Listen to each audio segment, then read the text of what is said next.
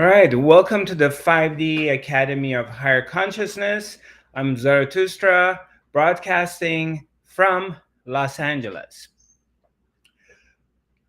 So, it's nice to be back together um, after, last week was the first academy we had for about a month. Now we're getting back into the rhythm of things. And a lot of stuff happening all over the world, and I'm glad we have this opportunity that we can, in this fashion, we can get together and share our thoughts and feelings and concerns and questions with one another. One of our participants that I value his opinion, he uh, is wondering that is just working on the mind and trying to go beyond the mind into the silence, if that's enough, and without paying much attention to the body, and not really, or it's important to also work on the body, the health of the body, while we're on this quest and this journey into the self-realization. If I understood the question, I believe I did. Okay. And so we will talk about that, and which is a very, very good question. It's very valid. And a lot of people in a spiritual path, they're very much concerned about taking care of their body, especially these days, on a new trend of spirituality, that, for example, the general consciousness of the newcomers is higher, in a way that paying more attention on their diet, and, for example, being vegetarian or veganism, and really, because of the social media and um, the general way of having more information available to us, we're able to communicate with one another, using Facebook, Twitter, different platforms, able to share information with each other regarding, let's say, if it's the uh, any kind of contamination in a food, um, whether they're pesticiding or herbiciding or whatever they're doing, putting any chemicals in our food supplies, GMO, whatever is happening around the globe, or whether they're putting all these radioactive um, vibrations into, whether it's in the air, whether there's chemtrails. We're talking about the cell phones, the towers that they're putting around, and they could be toxic and damaging to human beings. There's a lot of stuff going on, and a lot of people are very concerned about it, and they want to know more, and they're protesting against it, and they're sharing information with one another, to raising the general public awareness to a higher level of consciousness. So we're going to talk about this. That's a very good topic. As usual, let's just enter the. Somebody asked me why I do a. Someone was talking to me the other day and was saying, Zarathustra, your audience could be, you can have a larger audience if you weren't doing a meditation.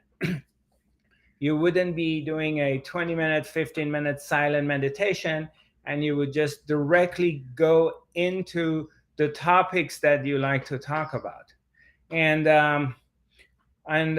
my response is that, although that's an attractive concept from the point of view of reaching a bigger audience in general, but also I just go based on what feels right. And for me, it's that it's important that we enter into our topics and our academy from a place of silence. So when we sit together and we're quiet and the mind calms down, then the it's easier to receive and to dive into the topics that we dive into, rather than coming and sitting in front of your phone or your computer and from a busy day and the mind's running, and then I get into talking about a certain topic. uh, my intuitive feeling is that things will go in deeper if we come from a point of silence and we're able to quiet our minds first, and then we get into it. So just answering to this question that was brought up to me. So I care about that more than as much as I do care reaching a larger audience, but that's the whole idea, is to be able to get it. So as usual, we're just going to take a few moments and take a deep breath and pause whatever is going on in our lives. Whatever is happening, we're just going to stop doing that and stop paying attention to anything outside of now, outside of here, and dive into our inner silence, connecting with this other part of ourselves that is here. It's quiet, it's still, it's the observer, it is the recipient of whatever is happening, because you are sensing, you're feeling, you're hearing noises, whether they're internal or external, and we're just taking our time,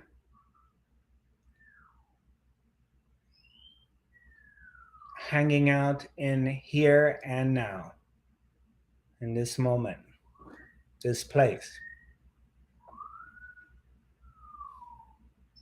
without a story.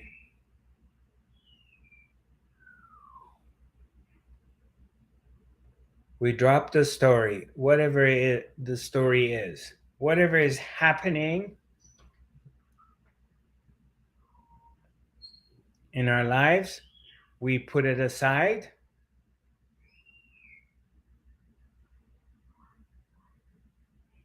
and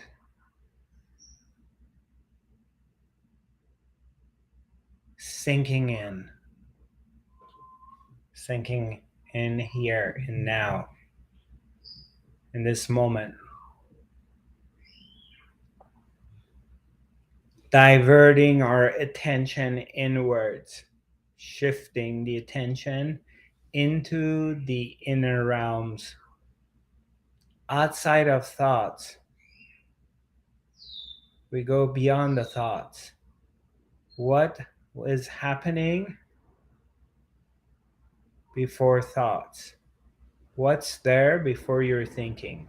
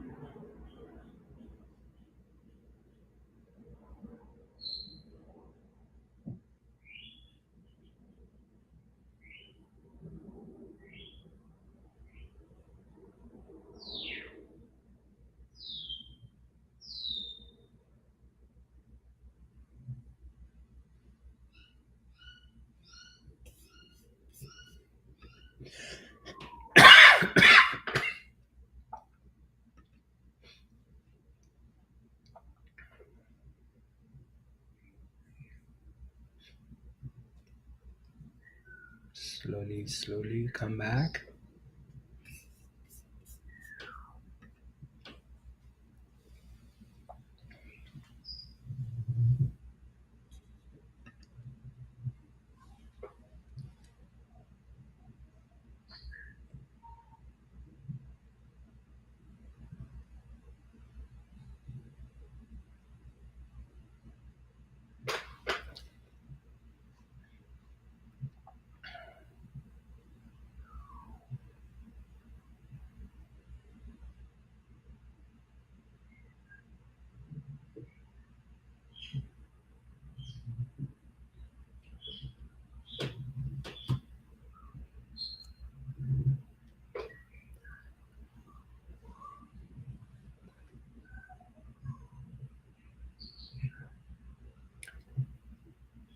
So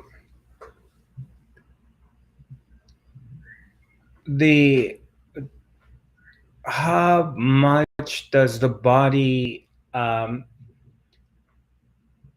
play a role into our self-realization? So in when we start talking about I am not my body, I am not my mind, and I am not my emotions. I am that which is observing all three. I'm the awareness of the body, the mind, and the emotions. So as we progress and as we begin to elevate our consciousness to 5D, to fifth dimensional consciousness, and begin to realize that I am not these three elements, then there is, as we go higher into this ladder of consciousness, what happens is uh, the body becomes, you eventually become indifferent to it. So there's a lot of stories of different saints like Ramana Maharshi or some other um, sages that throughout the history they have reached this other level of consciousness that they've become indifferent to their bodies.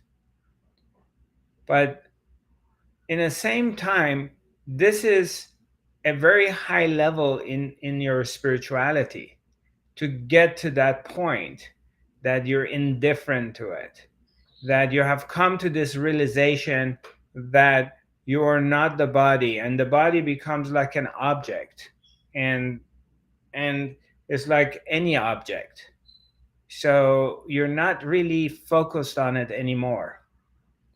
But prior to getting to that point, is it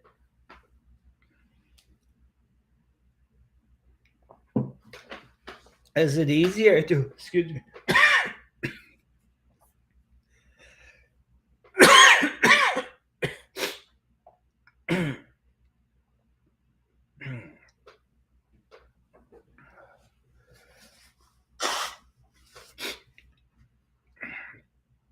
excuse me,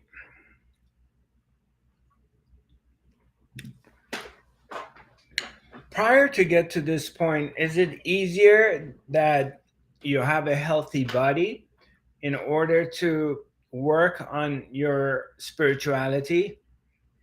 And the answer is yes, in so many ways.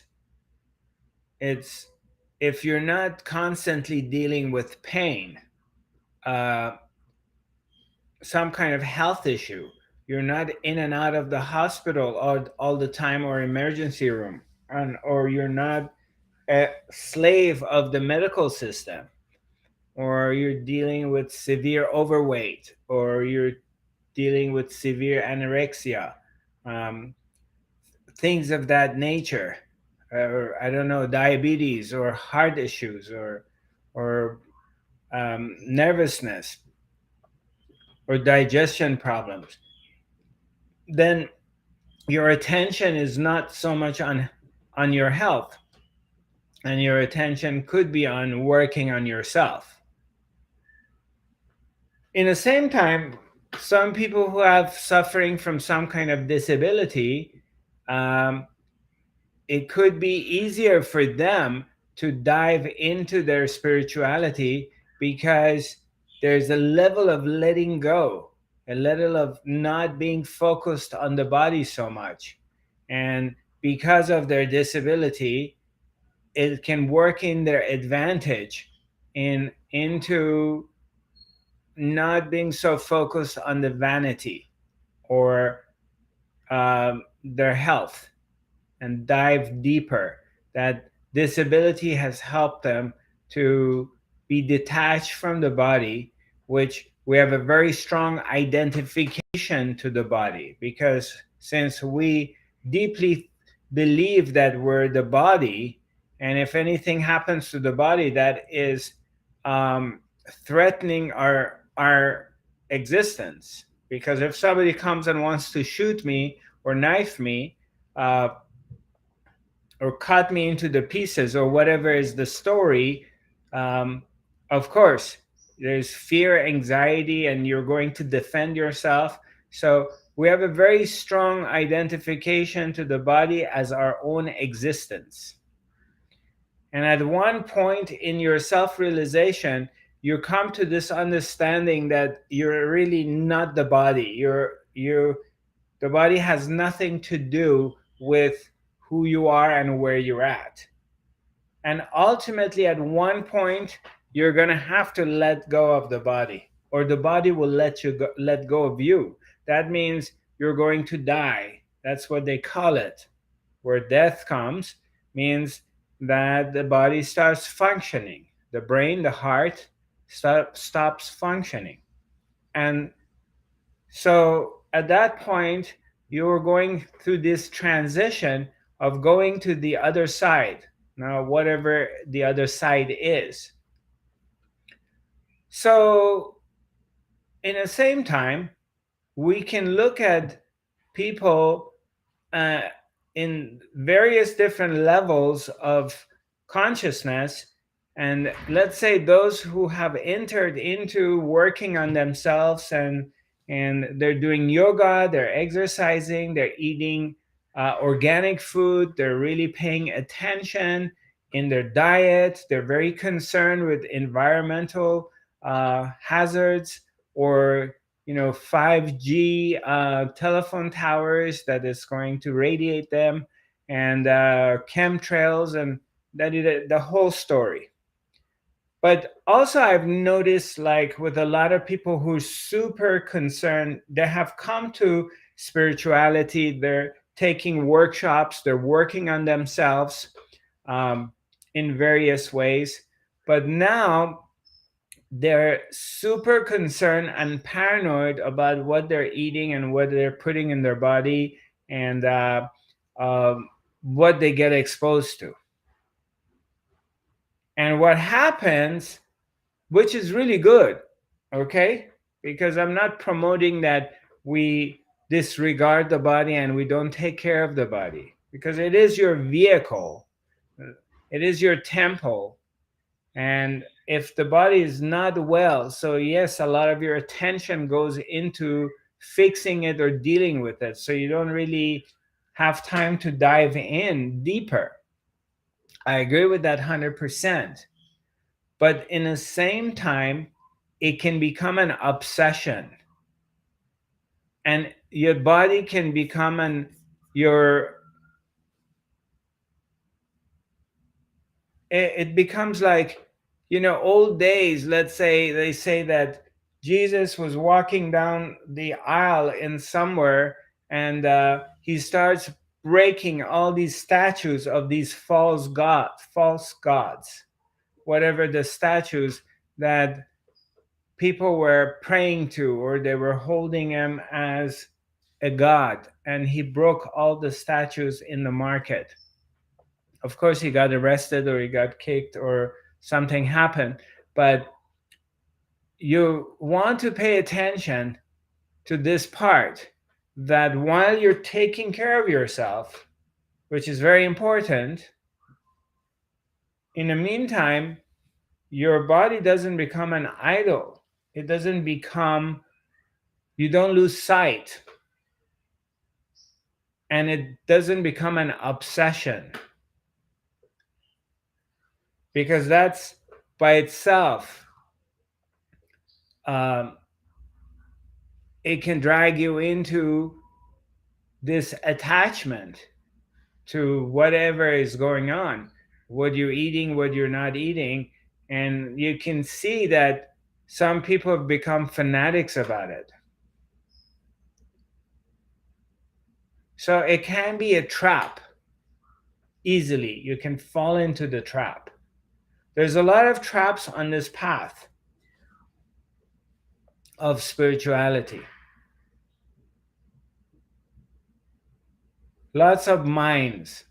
There are lots of minds there that you can go on, and it blows up and you lose a limb or you lose a leg or something like that. So you have to be aware of it. So somehow, on, like what the Buddha said, you need to find the middle path. Yes, it's important. I mean, and also it depends on your makeup and depends on who you are, and how much you care about your presentation, your decoration of your body, um, how athletic you are, how active you are. If you like to stay active all the time, so yes, you're paying attention, you don't want to lose that um, flexibility of, um, because the body is basically requires this flexibility. So you get up in the morning, you're not having severe backaches, your ankles are hurting or they're swollen. And so yoga is definitely one of ancient practices that allows the body to stretch and oxygenate the cells, especially as you get older, because all its movements, it allows that um, oxygen gets to all these different cells. And it's very good for arthritis and a lot of different things in the body, your digestion, your circulation, um, lifting a little bit weights, walking every day. So all these things promote healthy body. And of course, paying attention to your diet and getting in tune with your body of what works for your body at certain time in your life, because there are times and periods of life that certain foods sit with your body easily, and it doesn't create any disturbances, you don't get bloated, it doesn't create indigestion. And there are times that foods don't work for your body anymore, because the body is changing all the time, and you definitely don't have the same body as you had 20 years ago, or you 10 years ago, or 5 years ago. I mean, I've experienced like every 5 year, any landmark I hit, all of a sudden I've seen my body changes, and it wants something different.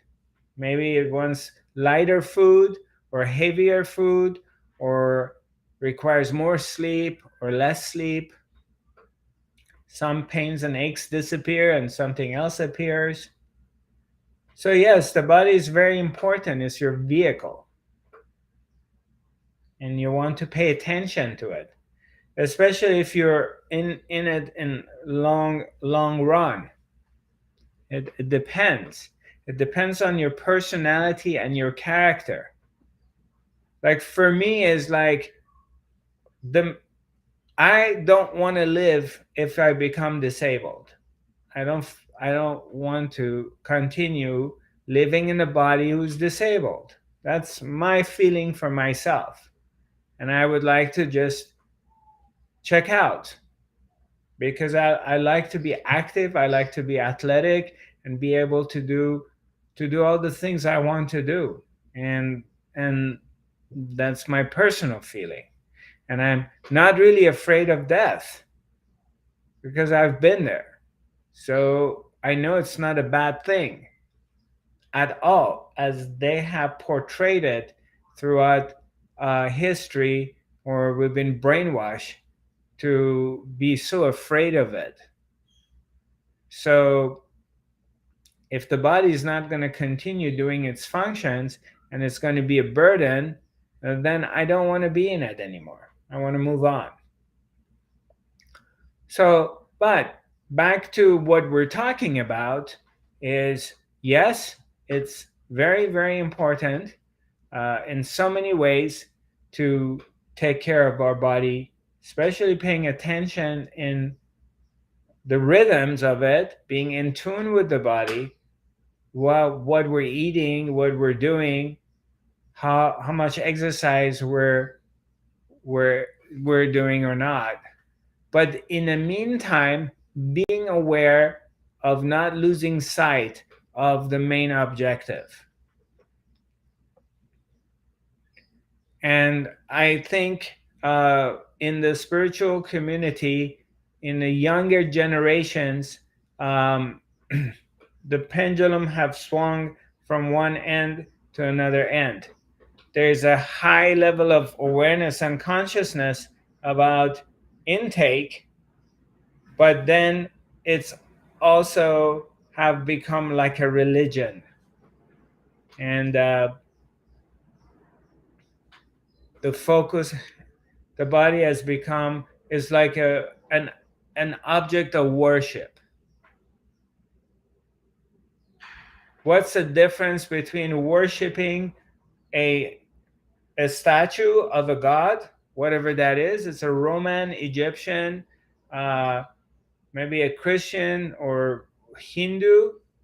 It's a statue that we're worshiping to it, versus turning your body into that and you're worshiping your own body and you've become fanatic about it. It's the same thing. Yet, on the other hand, you find people in the spiritual world that they've completely neglected their body. And that's not because of the level of their consciousness, it's just that it's the lack of consciousness in some ways. It's like they're not paying attention to it. So therefore, they're constantly ill or they're on all kinds of medications. So what I've discovered is to find the middle way, the middle path.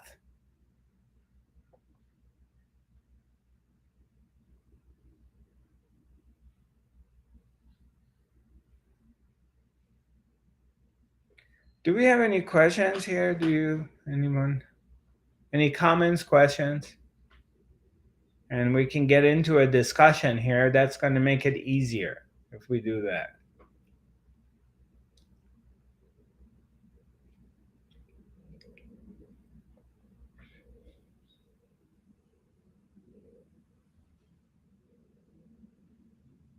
I was gonna say I completely understand. I went through being sick and gained a whole bunch of weight and got put on a whole bunch of medications. And it's funny because I used to always be super athletic, and people are always just like, "Oh, so what are you doing to try to lose weight and X, Y, Z?" And it's like, "Oh, have you tried this diet, that diet?" And it's like, well, a lot of times I have, but it's like, no, I gotta focus, like pay attention what feels good for my body and what doesn't. So like, yes, I am like losing weight, but it's not because I've been, so centered on it. It's very easy to have problems the other way as well. I've been there too. So I completely understand about just find the middle way, what works for you, listen to your body. And I think if we all did that, like the whole world would be so much healthier. Yes. So thanks for sharing. Heinz, do you have any comments or anything you can add on to what we talked about?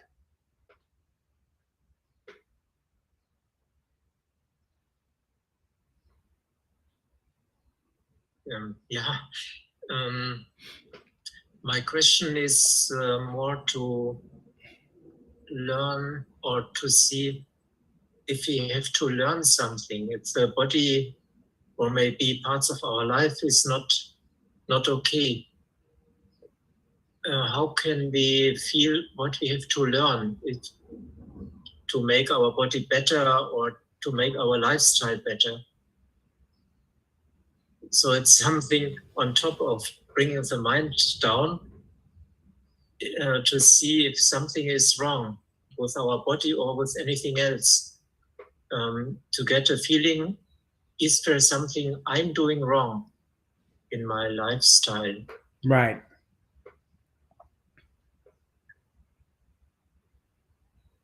That is my idea, to learn about what, how can I do better? Yes. Or is there anything I'm missing? Right. Yeah. Well, that's a very conscious way of being aware of it, being aware of, especially if something's going on. I mean, normally I think generally, um, generally, I'm speaking for, um, from a different point of view, not just for myself necessarily, is that when everything is okay, like when you don't have any pain and nothing is happening, so we don't think about it. We don't think about trying to fix something because I'm fine. I eat whatever I want, or I eat the things that I think they're healthy, and I exercise. I don't have any pains and aches, and basically it. And I move on with my daily life. Then sometimes when something goes wrong with the body, let's say we had an accident, because it's not just always being eating healthy or exercising, trying to really align body, mind, and soul together. There's things, times in life, someone has an accident. You're skiing and you fall down and you break your ankle or your leg, and then the next thing is they have to do an operation on you, and they're putting two metal rods into your leg. Now you're going through months of healing, uh, and then maybe the middle rod breaks, and now they have to reoperate on you. So all of a sudden, for a year and a half, you've been on a wheelchair and bedridden. You may get a bit depressed. You may put on some weight. You're not really able to do the kind of things you used to do. So there are times, circumstances in life that things happen because of whatever reasons. And you can maintain that healthy body. And then that particular situation happened. Uh, or let's use another example. You diagnosed with cancer. You do everything right in your life. You've been eating really well. You've been trying to stay away from any kind of toxic waste or toxic energy or whatever, living in the middle of the country. Um, and then you get diagnosed with cancer. And now you have to deal with that. So, what happens is getting sick, the body getting sick because of accident or disease or whatever circumstances, is not always a bad thing. Or somebody coming back, of the stories like someone was terminally ill and they somehow made it back, or somebody lost a lot of weight. They were skinny, they put a lot of weight, and then they lost a lot of weight, and they became very vibrant and happy, and their life changed, and they found a partner because of that, and now they're in love with their partner. There's all kinds of stories going this way or going the other way. And it happens a lot of times that we go through a spiritual transformation through being challenged and going through these triumphs. And an awakening happens through that. Because I was healthy and well, and I developed a disability, and I had an accident, and now it forced me to go deeper within myself to discover the self, to discover inner peace, to discover God.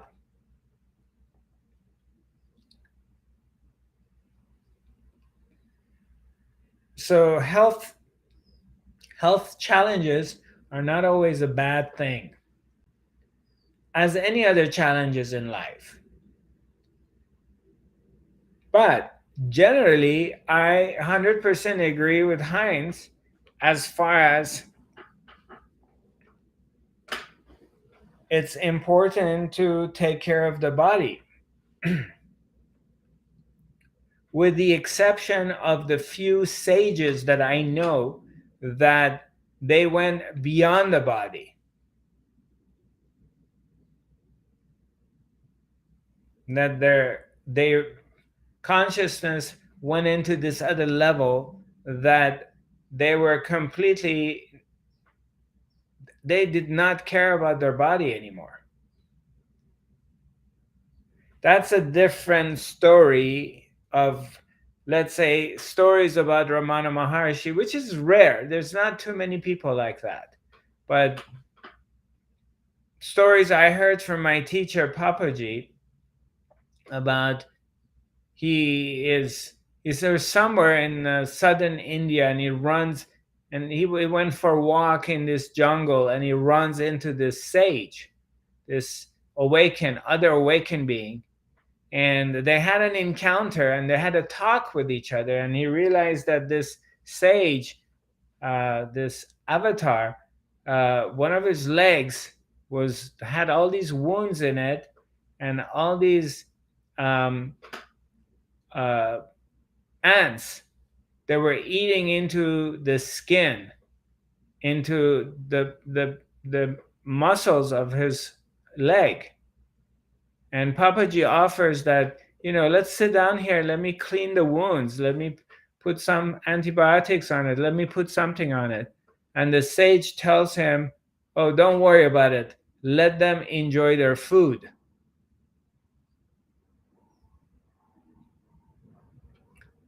So he did not care. Or even Ramana Maharshi sitting in this temple at age 14 or 15 for hours and hours a day, 10, 15 hours, maybe 25 hours a day, is just sitting in a lotus position in total bliss of the divine self, while insects were eating into his body. And he didn't feel that, or didn't care, or he wouldn't go shower or clean himself, because he was just so deeply immersed in the love of God that he didn't pay any attention to his body.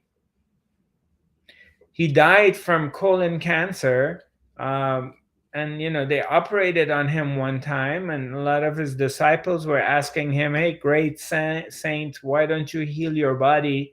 You're you're such an avatar. And he did not care about the body.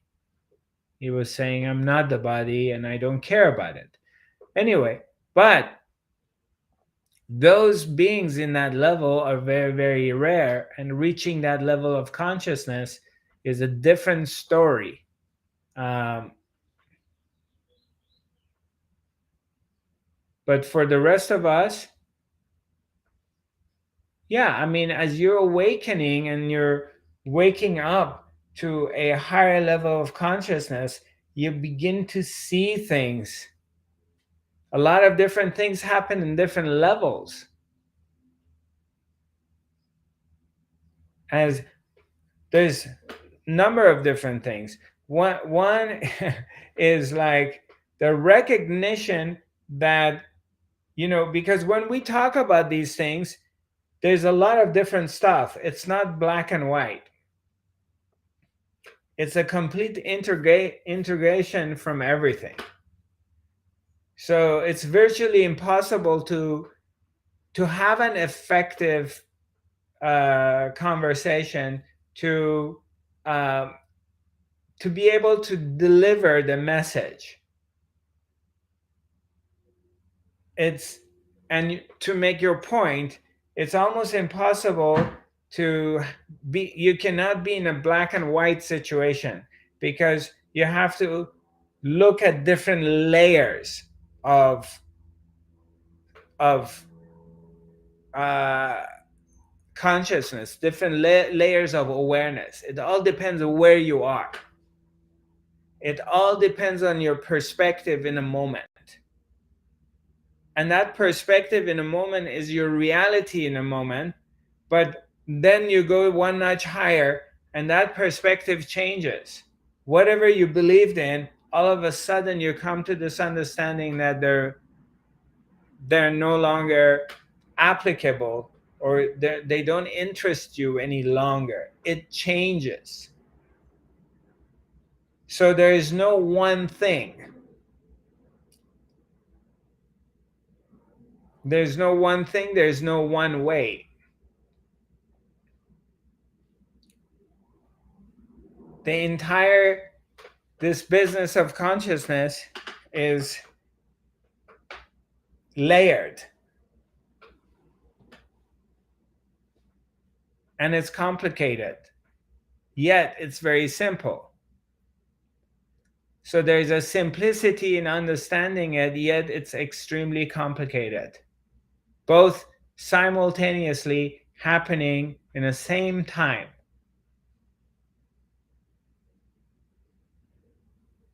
So I will elaborate a little bit more on this, unless you have a question. If you have a question, you're welcome to ask me your question.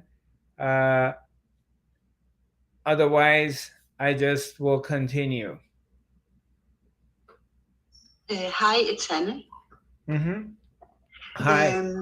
Hi, I don't know, my English is very bad, but I would like to know about the pain in the body because of traumas. You think you are aware, but the body is hiding something your mind can remember. Do you understand? Yes, absolutely. How to deal with that? Okay, let me understand your question a little bit more. There's traumas that it's stored in the cellular memory of the body, correct? Yeah. Right. And you may have even pain in body and right. Stress and pain. Right. And you have forgotten about it. Yeah, or I think the mind. I think I'm aware, but still the body is hiding, or I don't know how to explain it. Yes. Yeah.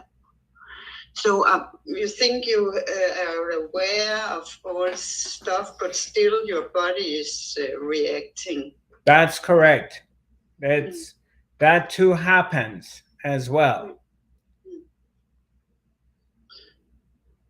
How can because it's frustrating and stressing all the time. If you think you are working in the mind, but your body is not following in the same. Right. Yeah. And look, there is different. Okay, that's good. I'm glad you brought this up. There is different layers. So it all depends from where I'm looking at things. Where am I that I look at it? And from where I'm looking at it, things changes.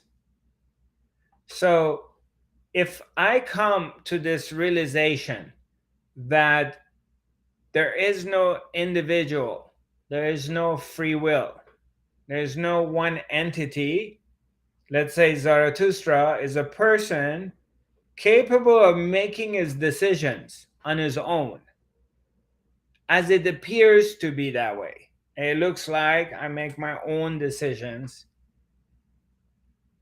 means I have my own free will and I do this and I do that, and as a result I have to deal with consequences that happens in life. So if I pop out of that and I come to this other level of recognizing that, oh, wait a minute, nothing I do is my own free will.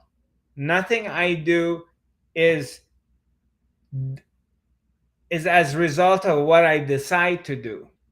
Whatever I do in this life, it's a compilation of a million and billions of other elements.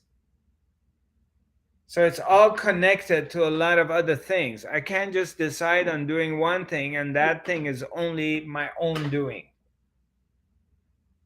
Whatever I do is connected to billions of different things.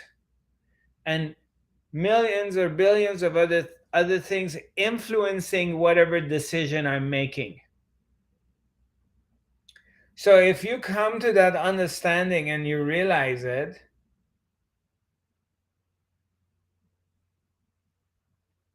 then something shifts in your life. Something changes.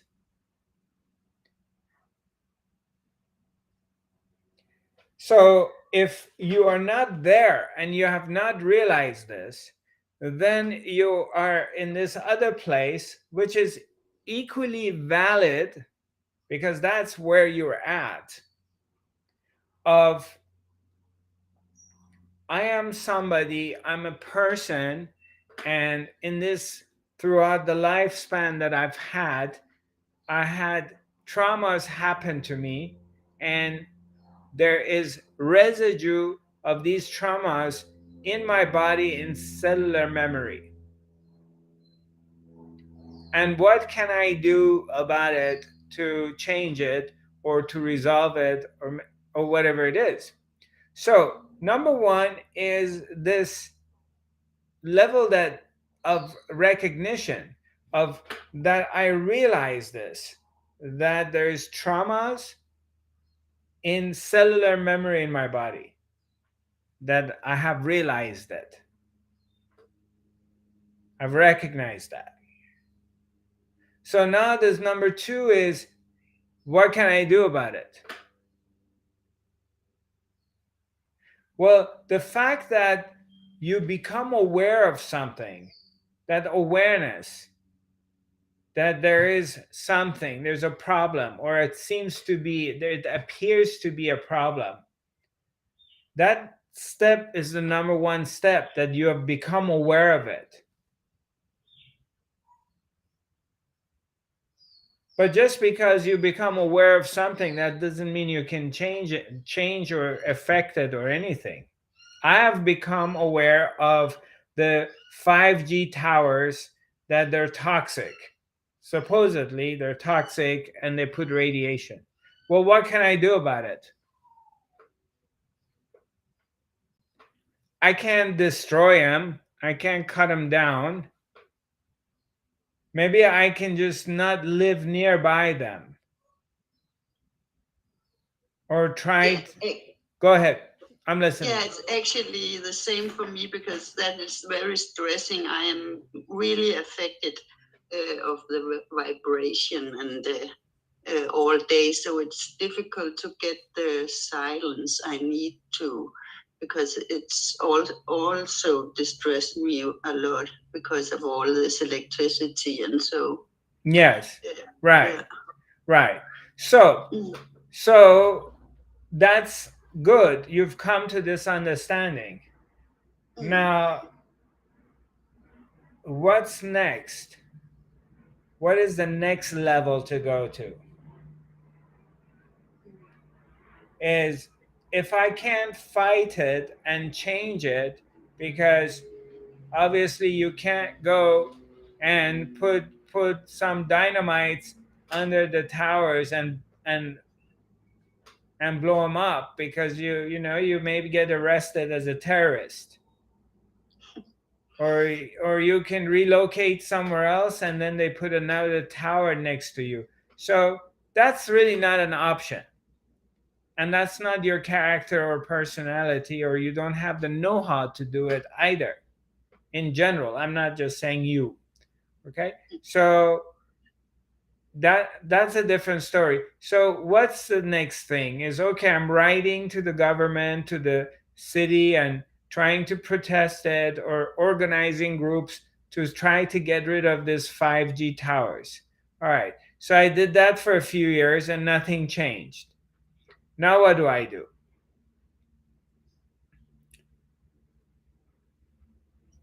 Or I'm going to sit down and just keep boiling and cooking inside and complaining and being upset about it, and then that becomes my reality, that there's this outside element exists that's affecting me all the time because of these towers, because of these vibrations. I cannot find inner peace, right? Yeah. Okay, right. Okay, so let's examine this. Good. Let's stay in this place because this is very important here. Now, this is where we're at. What if I turn this up one notch? I go to one step higher in my understanding of the absolute.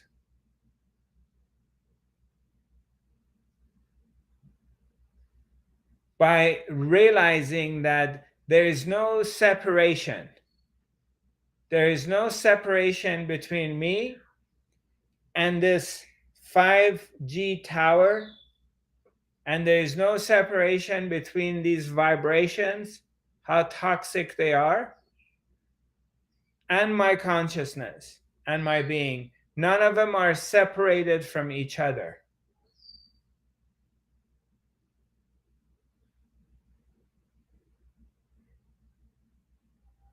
So, in one moment, from being the victim, in one moment of being powerless and being in this position of disadvantage, by recognizing you have shifted your consciousness into from a negative place into a positive place. If we use negative and positive, you have shifted things. All of a sudden, you have come to this understanding that you and the 5G tower are one. You and this radioactive vibrations are one. There's no separation between them. It's your own self.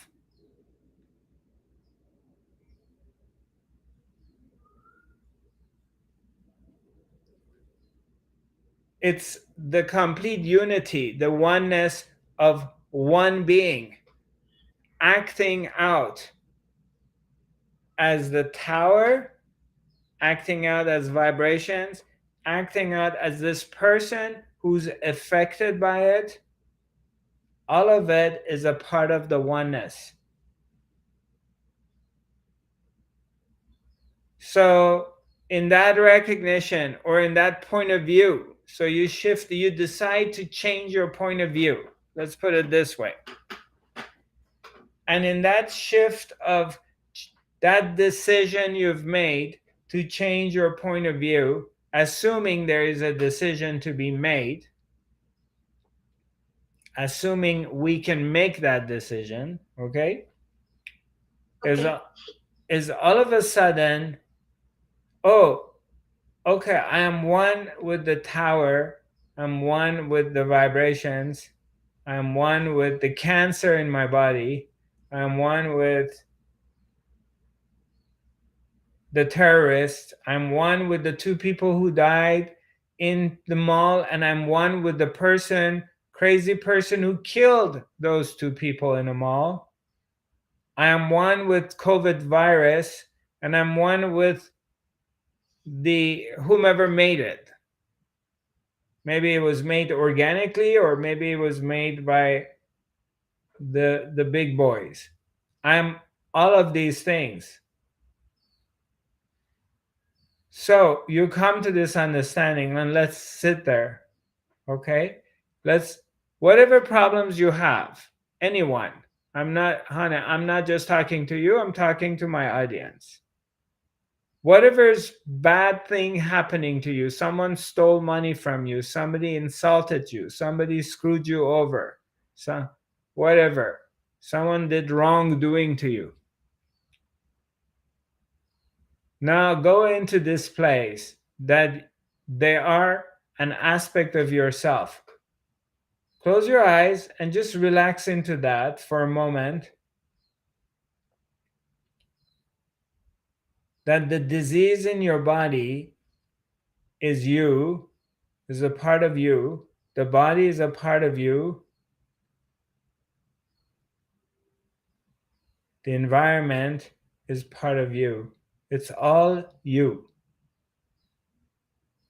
So now you have expanded your consciousness from an individual separated person into a higher perspective. You're expanding yourself.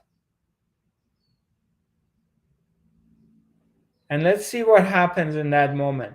Let's see what happens in the vibrations, in the molecular level, cellular level in your being.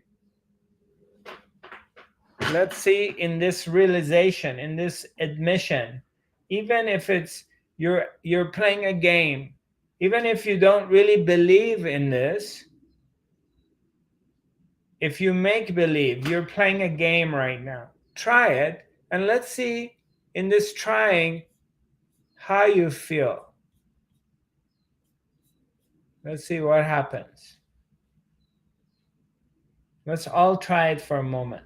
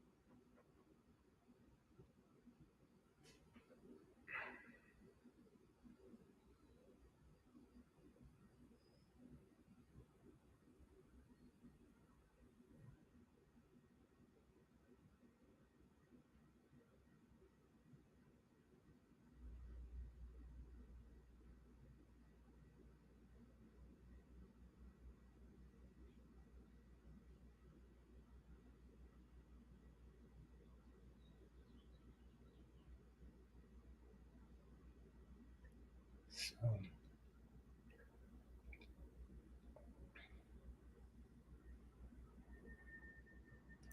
outside elements, they're always there. It's how we look at them.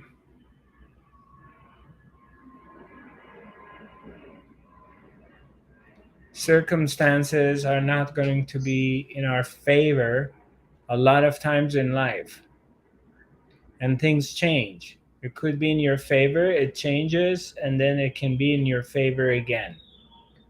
So it's your perspective that really plays the final role in whatever is going on. It's how you see it, not what's going on in the outside world. Because the outside world is basically an animation as what is going on within yourself.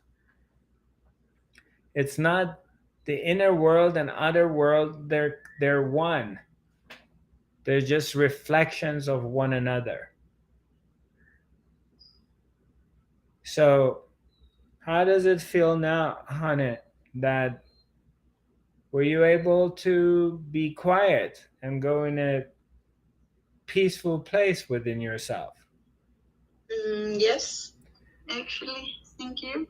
Yeah. So, but the outside elements remain the same. You're still in the same place. There's still vibrations. Yes, Yeah. But then you went into this deep, quiet place, didn't you? yes, I did. And in fact, you're still there. Part of you doesn't want to come out. Am I correct? Oh, yes. Yeah. So That's my problem too. yeah, beautiful. So Because I want to see beauty in everything, and if it's not the way it is, I get stressed. yeah. So all we did was, for a moment, we changed our perspective. For a moment, we collectively agreed that the 5G towers, the negative vibrations, whatever is happening outside is a part of myself. It's myself. So all I did was I changed my perspective, I changed my point of view. And the moment I did that, what happened? Silence came.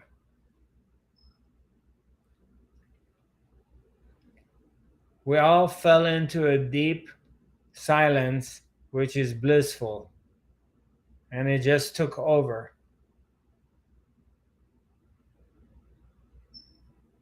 I didn't do any magic. I didn't do any kind of blah, blah, blah.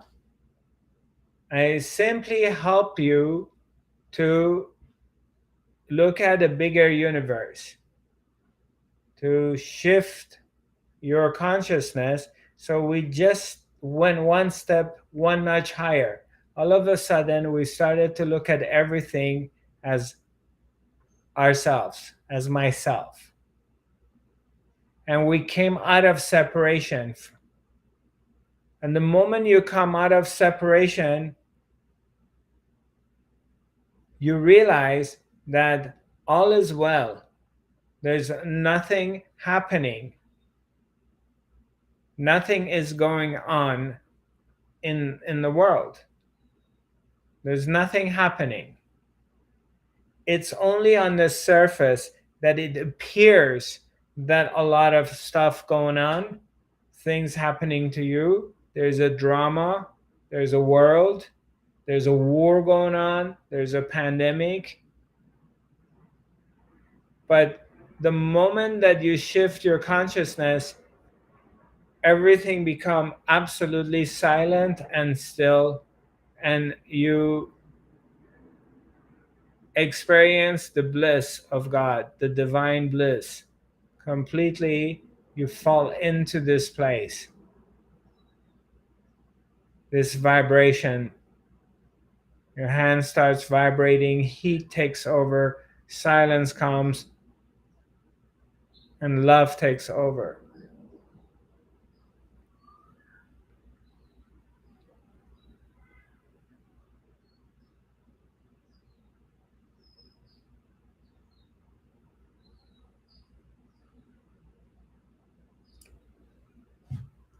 The distance between heaven and hell is just like a hairline. There's just a hairline in between heaven and hell.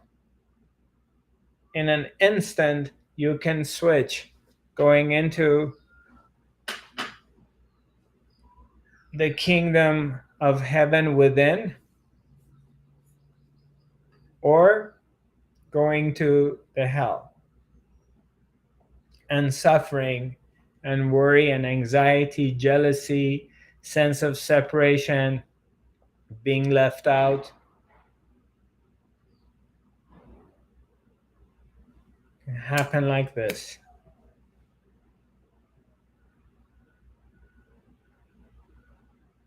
The moment that you forget that it's all your own self, everything is yourself, and you're the one you're looking for,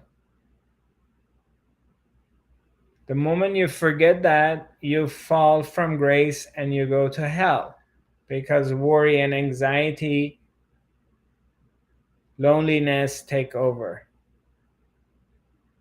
The moment you realize that you are all of it and there is nothing outside of you, the bad, the good, the ugly is you, it's all yourself, you come back into this place.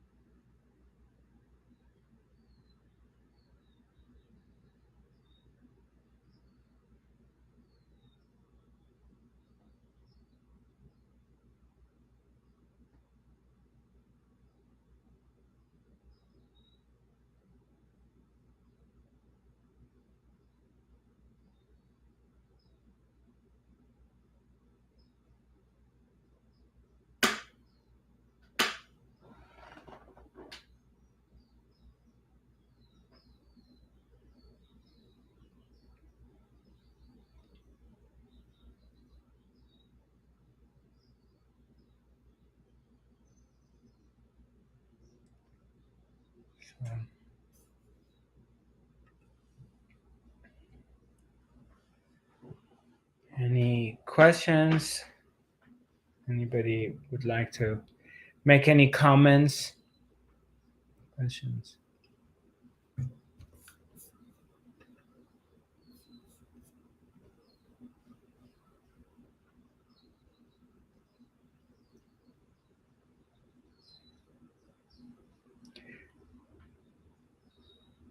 Sometimes we're sitting in silence and we're going into a deep meditation.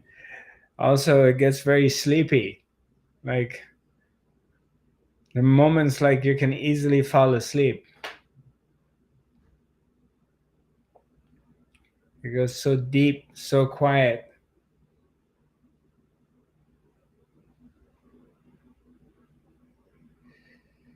Okay, so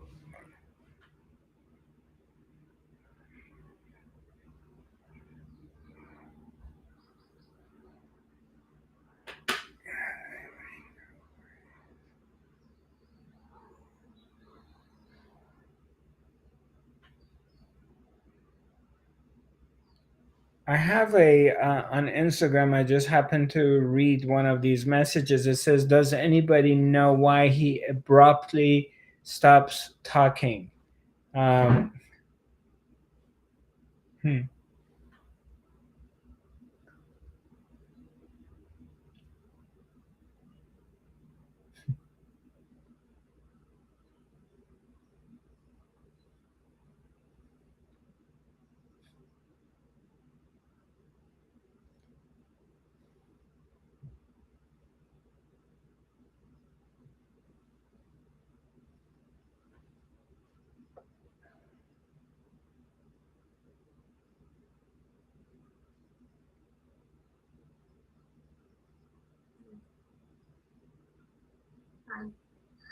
I think it's a bit difficult to understand that I am one with everything and everyone around me.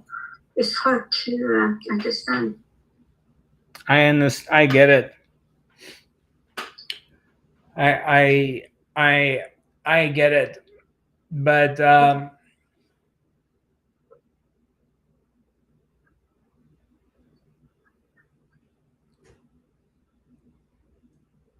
the mind cannot understand it. I completely understand what you're saying, because when you start thinking about it, how am I one with everything?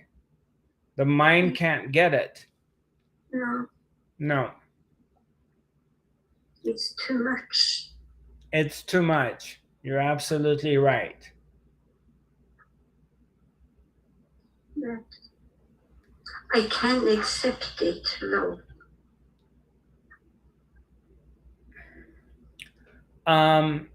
It it takes time. It takes time. You have to be patient and you have to hang in there, which automatically that happens too, because that one, you have to also look at it that what brought you here? What brought us together? Is it coincidence? Is it just pure chance?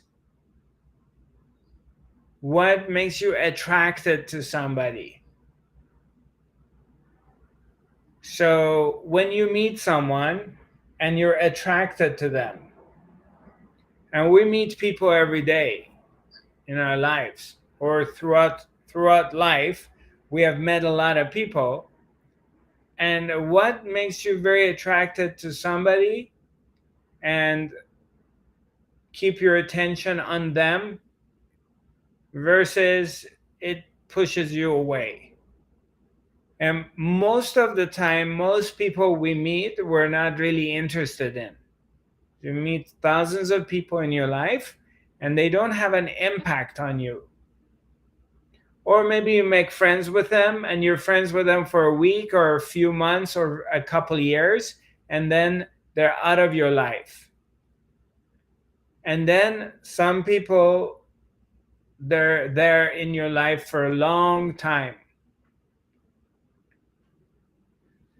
So let's say let me use this example, and then I'm going to come back to this, is that you meet someone and you are romantically attracted to them. Sexually, you're attracted to them.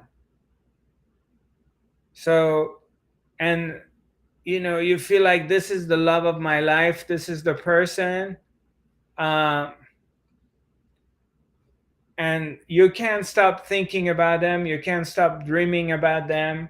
They're in your awareness all the time, and you feel this really strong pull to them. You want to be with them. So what kind of alchemy happens in between you and this other person? Normally, the conventional mind says, oh, I like this type of person. Okay, I like a brunette woman. I like a blonde woman, or I like a brunette man. I like this exotic man with dark skin, or I like fair skin, and I like a guy or a girl with an accent. Or that's conventional mind says that, oh, he, she is my type. But outside of that, there is something else that happens in between the two people, the two meet bodies. The two people meet like steak, like ground meat. The two, they meet each other, and they're really drawn to each other. Something happens in between them that pulls them together. And the same thing here. Something here has attracted us to each other. There's like a glue, invisible glue that has glued us together and is holding us together. Something that we can't see. And you may say, okay, I like Zarathustra because maybe he's straightforward. He says it the way he says it. I like his teachings. I like his looks. I like his approach.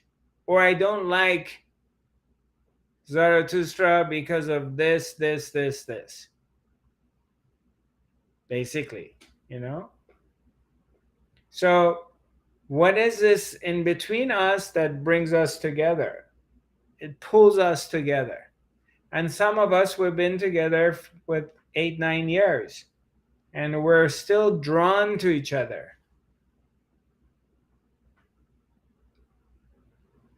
And the mind has ideas and stories about it. Your mind can tell you because of this. But there's an invisible energy happening in between us that we can't explain it. It's unexplainable. Something is at work, some power, some energy is working, is pulling things together and pushing things together. Like, how many times you've been in this relationship with someone, whether it's romantic or sexual or friendship, and then it got a pivotal point that it's just like a bomb goes off, or you cannot stand them. You don't want to see them anymore. You don't want to talk to them. You don't want to go to barbecue together or traveling, and it's gone. And maybe 5 years after, it comes back. Something is stronger than anything else. Something in between. So if you shift your point of view, the way you look from the physical body, and you bring your awareness to this invisible glue in between people, you see that something greater is at work and is pulling the strings. Something is manipulating things. Something is pushing you and pulling you. And that thing is doing it with everybody else. Something bigger than beyond our understanding is in control, is doing the work. That thing that is doing this with you and I, it's also making this planet to turn around itself and make this planet to turn around the sun. Some intelligence.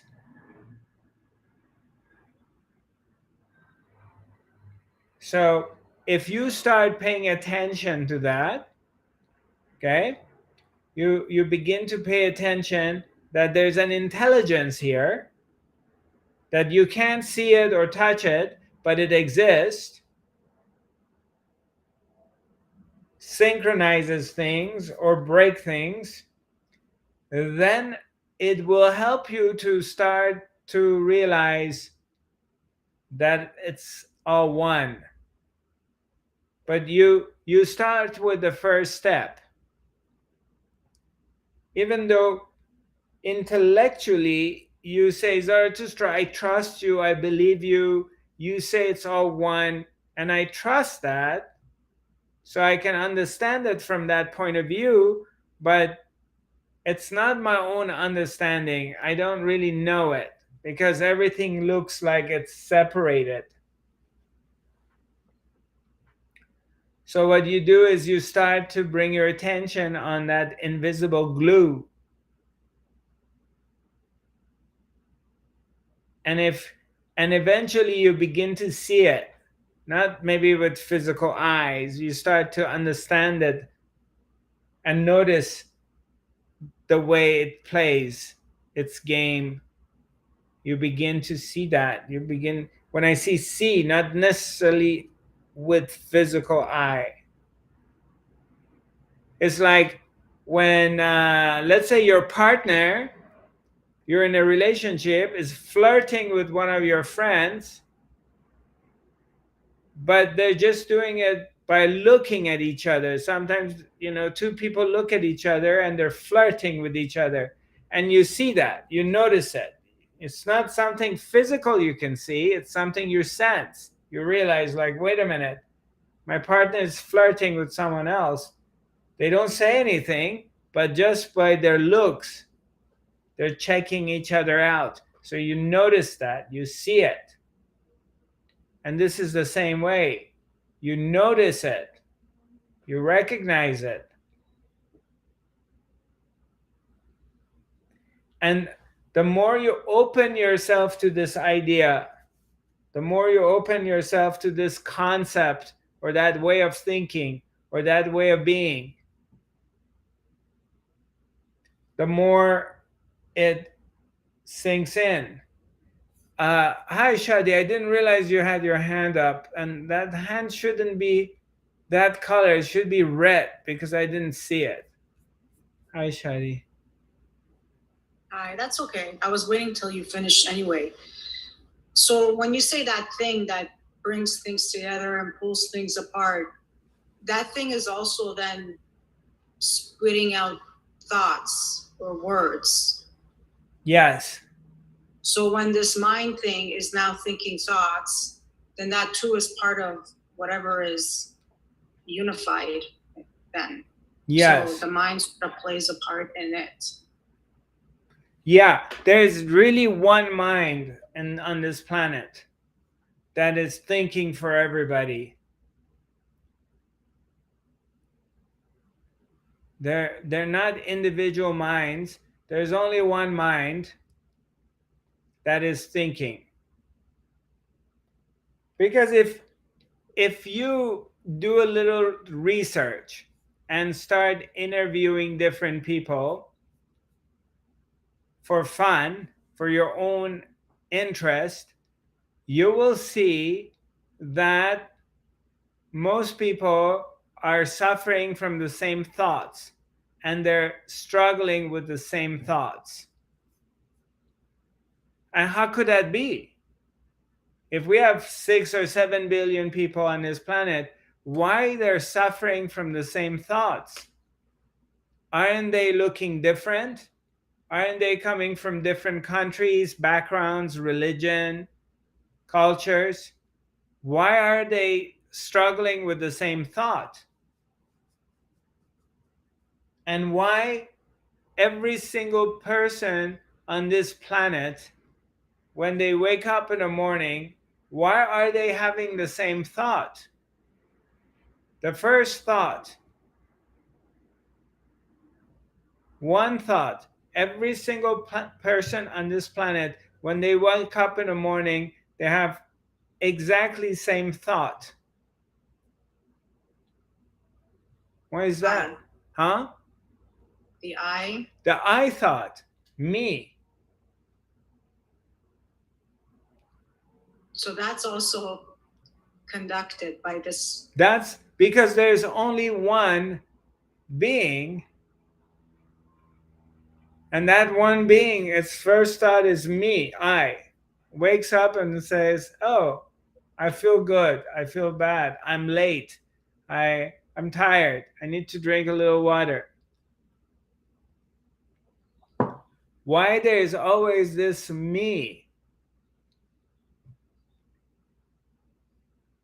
Think about it. 7 billion people with different looks, shapes, colors, tall, small, big, thin.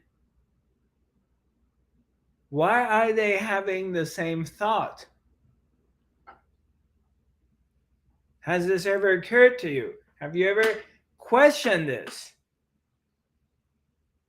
Why are they suffering from the same thing and they have the same thought? So, if you examine things deeper,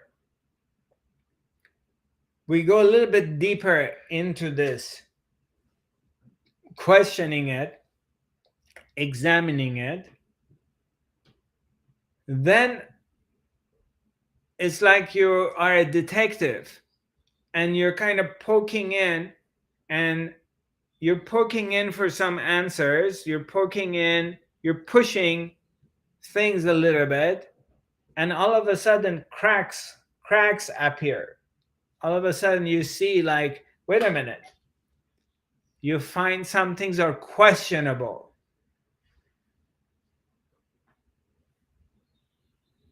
And then as you investigate it deeper and deeper, you start seeing that this cannot be separated from each other.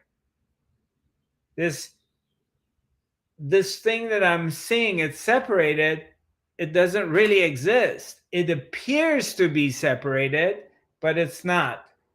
It only looks like it. All of my life, I thought it's separated because no one from the beginning told me or directed me to understanding that it's all one. Nobody ever told you that. How are you supposed to know it? Because everything appears to be separated from, this is a phone, this is they look different, their quality is different, their function is different. This is purely made for liquid to drink. This is a phone for communication. They're not the same. But then when you say somebody never told you, that thing is also in charge of some people not having that, being brought to that awareness. Yes, exactly. The fact that this planet is sleepy and majority of human beings on this planet are in deep sleep is because of the boss. It's because existence wants to keep them sleepy. It's the game. It's the lila, it's the dance that is happening. And the fact that a few of us are waking up, why are you attracted to this? Why are we attracted to this teaching? There's thousands of teachings out there and different teachers. Why are you here? Do you ever question it? What brings you here? This is not the most elaborate one. This is not the most known one. This is not the most good looking, decoration one. But why are you here? You ever question this? Something brings you here. Something brings me here. Do you know how many times I've thought about quitting this and not doing it? Because it's just in the world practically is not working. And yet I'm here.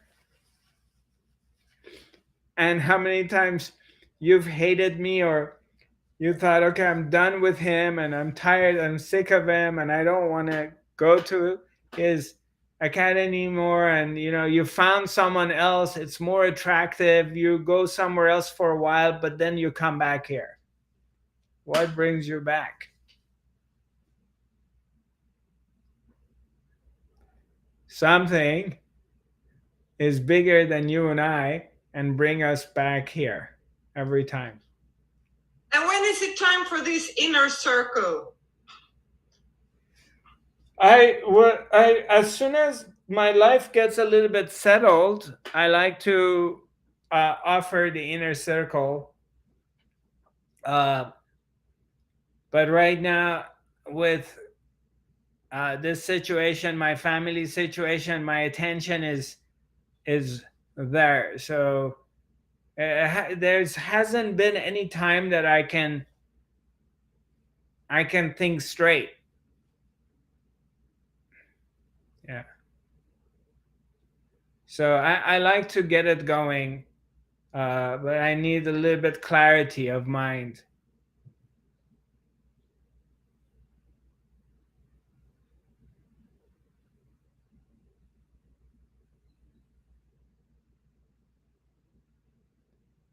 So I know your frustration. I know how difficult it is. I know how crazy it is. I understand the challenge you're going through when it comes to oneness. But believe me, there's only one.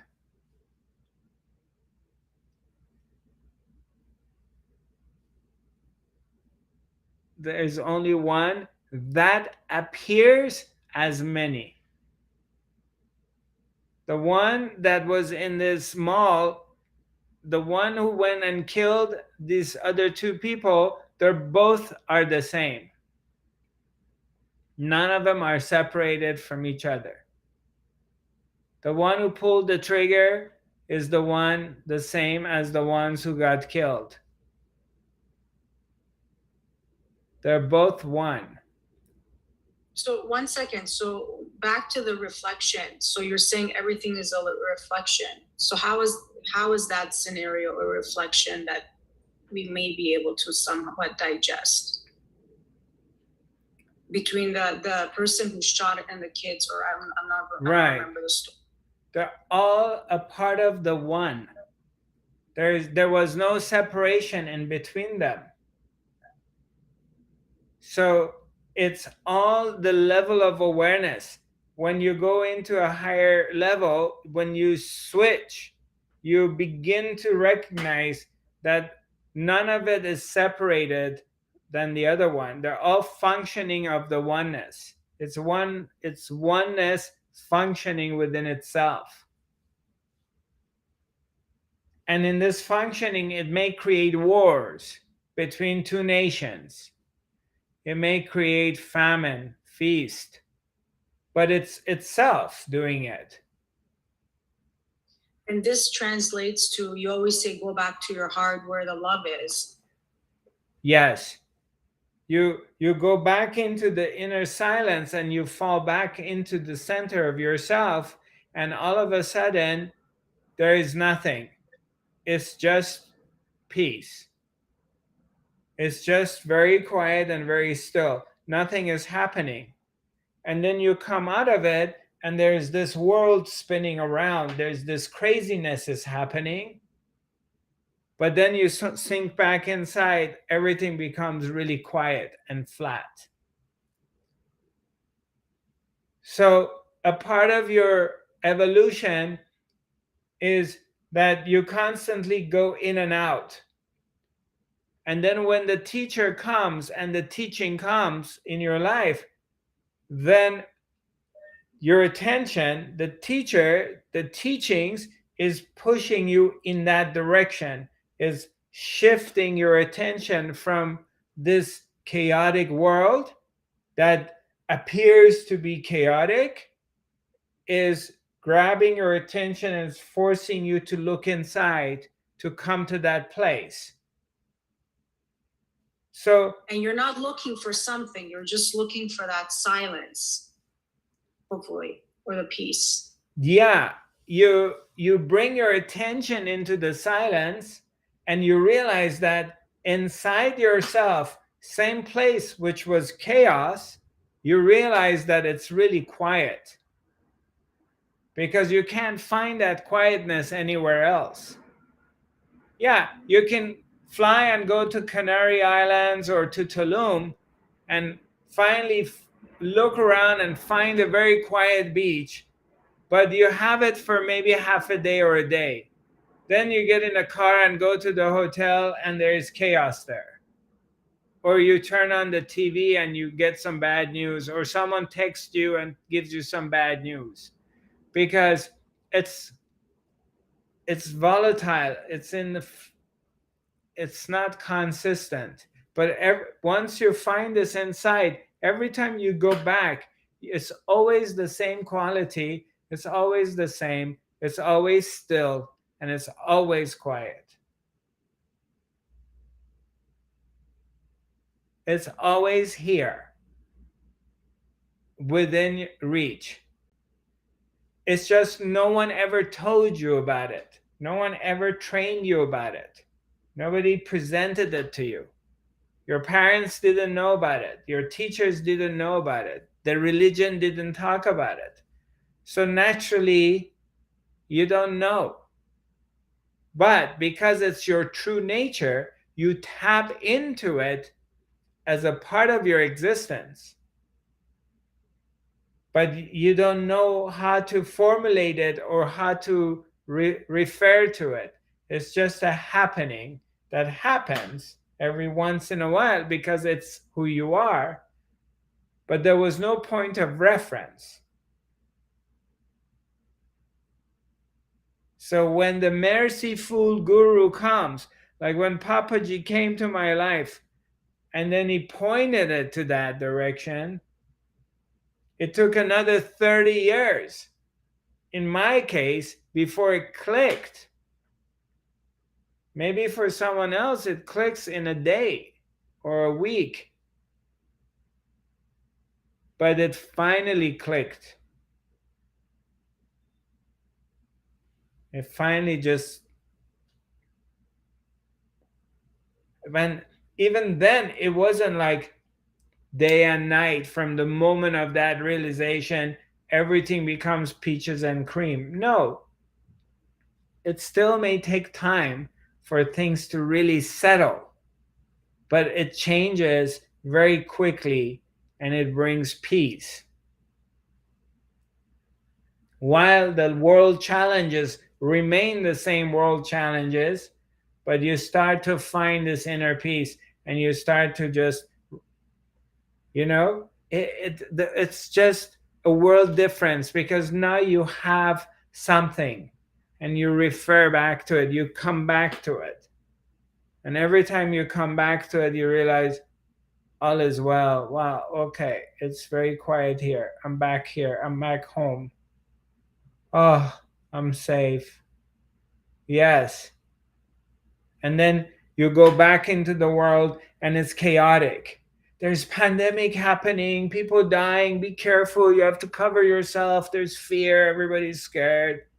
There's a war happening, there's inflation coming, and you get really scared. And then you go back in and everything's shanti, shanti. while everything's shanti shanti for you, the I thought still is there, and you're just not on the I thought anymore, or that dies down after a while? No, the I thought, when you go back in there, there's no I thought. It's just the being. It just is. And when the I thought comes, that means it drags you back into the world of duality. So it's natural for the spiritual seeker for a period of life to go back and forth, until you get established into the self. So this back and forth in the beginning of it is very frustrating. So I understand your frustration. I understand your confusion. And that's why we get together. And that's why we come. My job is to bring you back. You go out there and your mind goes crazy, and my job is to bring you back into the center. And then you go back there and it goes crazy, and we'll bring you back. And then you go back there and it gets crazy, and we'll bring you back. And we do it so many times till you get established in here. Then you don't need anybody to bring you back, because you have discovered that yourself, and you do it on your own. And it gets deeper and deeper and deeper.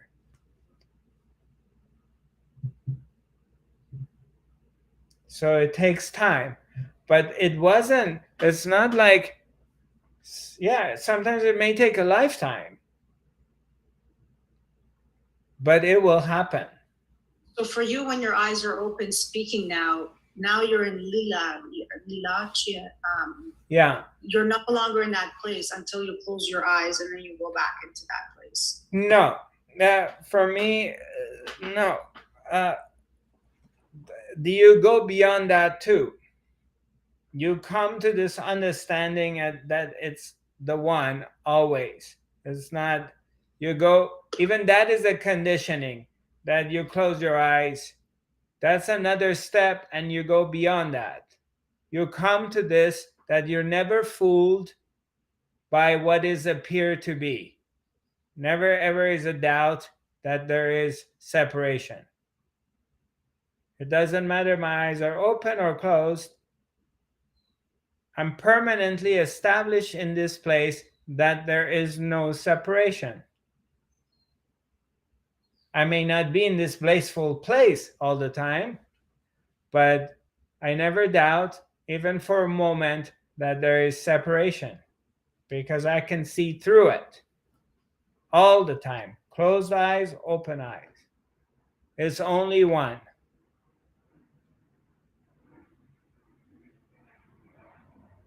Because that is closing your eyes and being into the oneness, and opening your eyes and being in separation. That's also a condition. It has to be beyond that.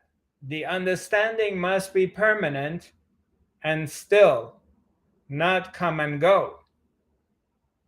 So you're going to go through this stage that there's understanding and a complete expansion, and there's going to be stages that you retract. That's normal. And that's where you need your teacher. So they bring you, or the teachings. And I'm not referring to a person. In general, the teacher. To help you. Bring you back. Until it's like a child. You have a 1-year-old. I don't know at what age they start walking, because I never had kids, but let's say they start walking, but they're wobbling. So you need to hold their hand until they walk on their own.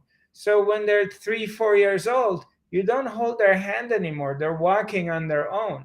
And when they're 8 and 9 years old, you're not holding their hand. Maybe you hold their hand when you're crossing a street, but you don't hold their hand anymore.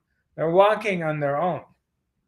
And this is what it is. You're in a stage of you're learning how to walk. So Mama, Papa needs to hold your hand so you don't fall down and break yourself. But you will pass that stage and you walk on your own. And you'll pass that stage that you eat on your own. And you'll get to the stage that you can put your clothes on yourself. And then you learn how to ride a bicycle. And then you learn how to go to school on your own and come back. And then you learn how to drive a car. And then you learn how to take a bus. There's always different stages that you learn. But you're getting there. You just have to hang in. There's frustration because you're wobbling and boom, you fall down. Every time you try to get up, you get up and mommy is holding your hand and you take a couple steps, but then it's tiring, you get tired, you cry, you fall down. But you're going to get through that evolutionary stage.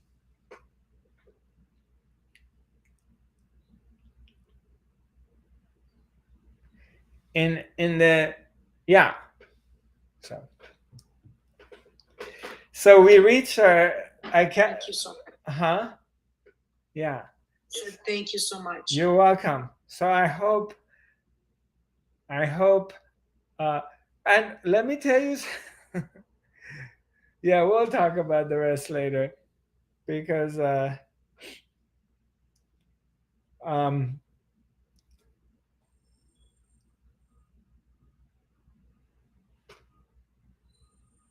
in the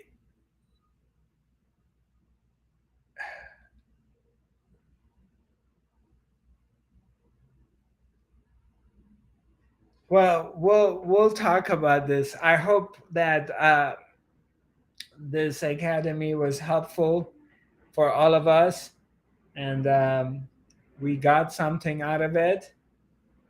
Thanks, Heinz, for bringing up this topic, and the rest of you, thank you for asking questions, because one thing leads to another thing, and it happens organically, and I like it like that better than I try to figure out, like, what am I going to talk about today. Sometimes I have an idea, but I also like it when it develops on its own organically. Nice seeing you all. It's a pleasure.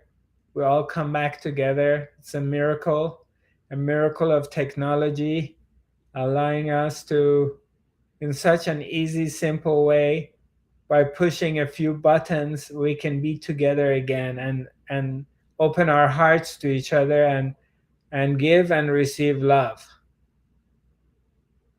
And remember of our true nature, remember of our power, remembering that the enormity of the love that exists in our hearts. And when we dive back into it, the power that is here, who we are. This is really amazing. It's a miracle.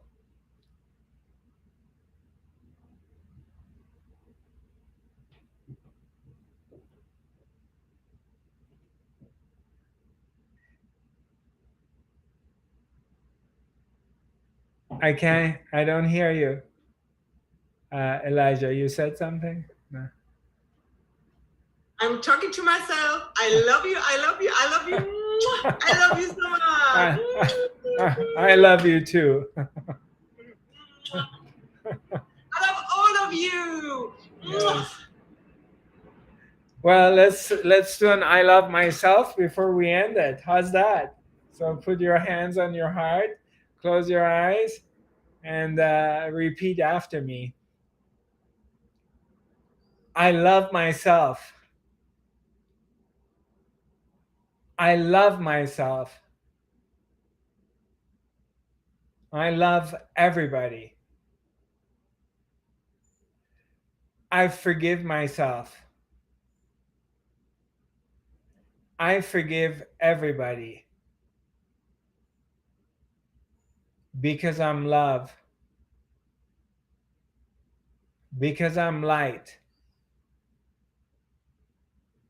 Because I'm God. That's why I love myself. And I forgive myself. I say yes to love. Yes to love. Yes to love. Yes. Yes. Yes.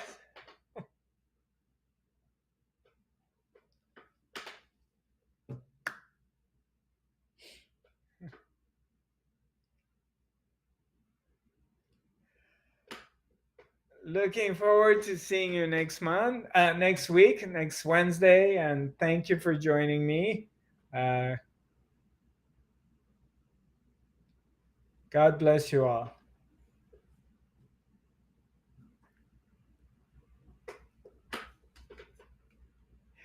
Oh, those audience, by the way, my email address is Zarathustra. Oh, I forgot my train of thought. Zarathustra.tv is my website. My social media pages, the address is Zarathustra5D, and my email address is info@zarathustra.tv. And if you have any comments or any suggestions, feel free to write me an email at info@zarathustra.tv. We'll meet you next Wednesday at the same time. Look forward to seeing you. Bye-bye.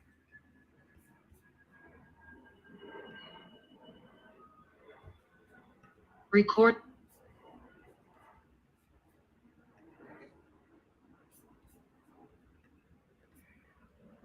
Those friends of mine on YouTube, Facebook, and Twitter, thank you very much for joining me. I appreciate it. Sending you my love. God bless you all. Namaste.